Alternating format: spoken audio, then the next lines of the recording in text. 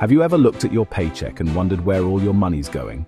Or paid your council tax and thought, what am I actually getting for this? Well, today we're breaking it all down.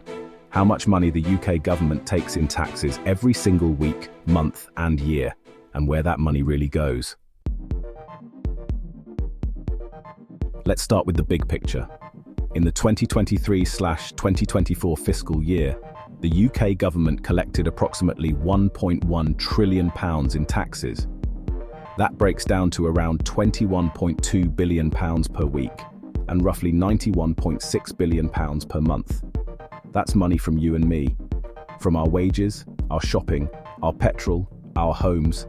Literally almost everything we do has some kind of tax tied to it. Here's a breakdown of the main sources of tax income in the UK. 1. Income tax, £273 billion, taken directly from your wages. There are different tax brackets. Basic rate, 20% on income from £12,571 to £50,270. Higher rate, 40% from £50,271 to £125,140. Additional rate, 45% on anything above £125,140. 2. National insurance, £177 billion.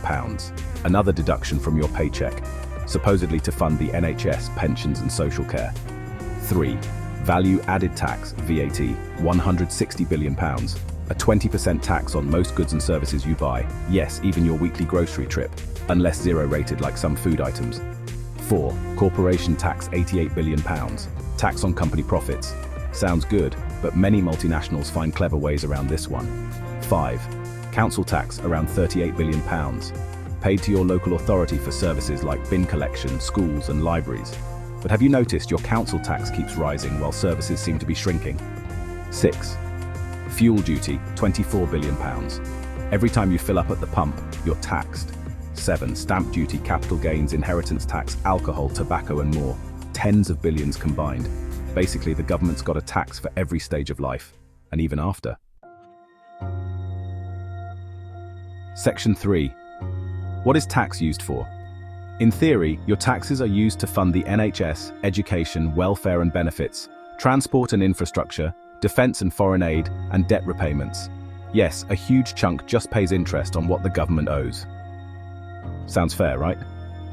But here's the catch. Despite all this money, public services are stretched, waiting times are up, roads are crumbling, and schools are underfunded. So, where's the money actually going?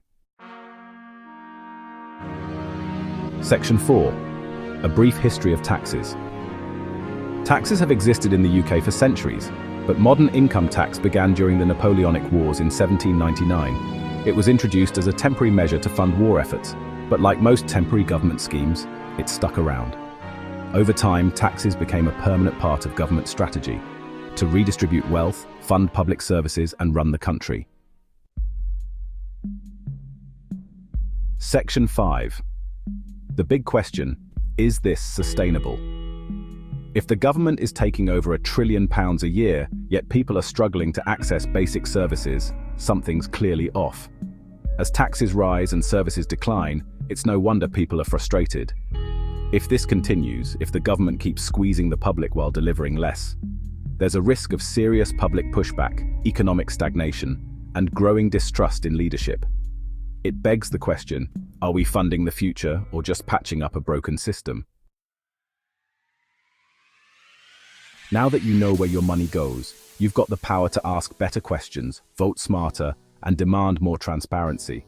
Don't just pay your taxes, understand them. If you found this breakdown helpful, like, share, and drop your thoughts in the comments.